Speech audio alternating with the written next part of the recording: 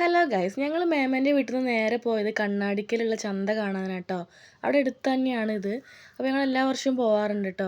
അപ്പോൾ അവിടെ എത്തിയപ്പോൾ ഇങ്ങനെ അവിടേക്കും പോകാമെന്ന് കരുതി. മെയിനായിട്ട് മേമേൻ്റെ കൂടെ പോയ ഉദ്ദേശം അത് തന്നെയാണ്. കാരണം ഞങ്ങളിത് സ്റ്റാർട്ടിങ് തൊട്ട് ആ അമ്പലത്തിൻ്റെ ഭാഗത്തേക്ക് ഇങ്ങനെ നടന്നുകൊണ്ട് കേട്ടോ. അത്യാവശ്യം നല്ല തിരക്കുണ്ട്. ഒരാഴ്ചയൊക്കെ ഉണ്ടാവും കേട്ടോ ഈ ഉത്സവം. അപ്പം നമ്മളെ നാട്ടിലെ എൻ്റെ നാട്ടിലെ ഉത്സവമൊക്കെ പോലെ ഇടയ്ക്ക് തോന്നിയത്. അപ്പോൾ രണ്ട് സൈഡിൽ ഒരുപാട് കച്ചവടം കാര്യമൊക്കെ ആയിട്ട് ഇങ്ങനെ പോവാണ്.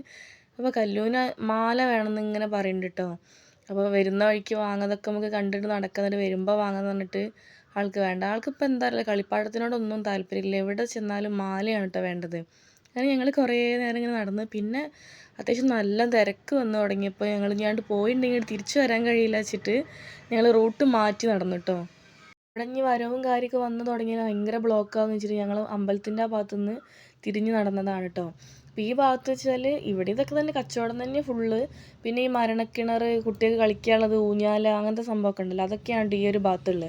അപ്പോഴും കല്ലു ഈ മാലയിൽ വിട്ടിട്ടില്ല കേട്ടോ. അപ്പോൾ ഞങ്ങൾ ഈ ഏരിയയിലെത്തിയപ്പോൾ പറഞ്ഞു നമുക്ക് ഇവിടെ നിന്ന് സെലക്ട് ചെയ്യാം, ഇവിടെ കുറച്ച് തിരക്ക് കുറവുണ്ടല്ലോ, ഇവിടെ നിന്ന് നോക്കാമെന്നൊക്കെ ഇങ്ങനെ പറഞ്ഞു കേട്ടോ. അങ്ങനെ മുന്നോട്ടേക്ക് ഇങ്ങനെ നടന്നു പോയപ്പോൾ അവിടെ ഇങ്ങനെ മറ്റൊരു സംഭവമൊക്കെ തന്നെ എറിഞ്ഞിട്ട് നമുക്ക് അതിന് സമ്മാനം കിട്ടുന്നതുണ്ടല്ലോ. അപ്പോൾ കുറച്ച് നേരം അവിടെ നോക്കിയിരുന്നു, പക്ഷെ ഒന്നും കിട്ടിയില്ല.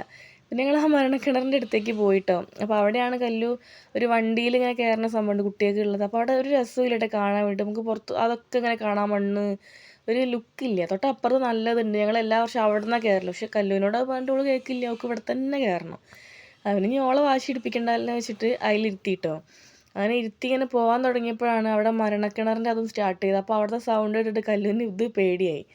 അങ്ങനെ എന്തായാലും കുറച്ച് നേരം കറങ്ങിയിട്ടോ. 60 രൂപ കേട്ടോ ഇതിന് വരുന്നത്. പിന്നെ പ്രതീക്ഷേട്ടൻ്റെ ഫ്രണ്ടിനെ അവിടെ നിന്ന് കണ്ടിട്ടുണ്ടായിരുന്നു കേട്ടോ. അവൻ്റെ വീട് അവിടെ തന്നെയാണ് കണ്ണാടിക്കൽ. അപ്പോൾ അവനോട് ഇങ്ങനെ പറയട്ടോ, യൂട്യൂബിൽ വരും ഈ ഫേമസ് ആവുന്നൊക്കെ ഇങ്ങനെ പറയാട്ടോ. അങ്ങനെ അവിടേക്കൊക്കെ പോയി. ഇവിടെ കേട്ടോ ഞാൻ പറഞ്ഞത്, കഴിഞ്ഞ വർഷമൊക്കെ ഇവിടെ നിന്ന് കല്ലുവിനെ കയറ്റി നല്ല രസം അവിടെ കാണാൻ വേണ്ടിയിട്ട്.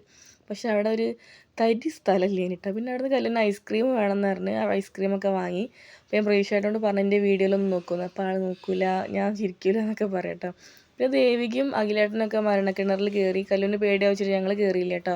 അപ്പോൾ ഞങ്ങളവിടെ ഇരിക്കാൻ ഇത്തിരി സ്ഥലം കിട്ടിയപ്പോൾ അവിടെ ഇരുന്ന് കണ്ട് ഐസ്ക്രീമൊക്കെ കഴിച്ചു. പിന്നെ കല്ലു കുറേ നേരമായല്ലോ മാല പറയണേ. അപ്പോൾ മാലയും മറ്റേ മുടിക്കെട്ട് അങ്ങനത്തെ സംഭവമൊക്കെ നോക്കി.